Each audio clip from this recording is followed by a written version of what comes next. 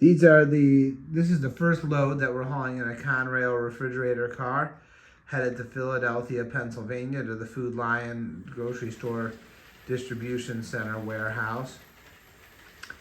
American Refrigerator Line normally does the refrigerated transport for this company, but one of their cars missed a connection, couldn't make it, and the railroad uh, helped out and had their own refrigerator car, and Mrs. Smith was grateful for that.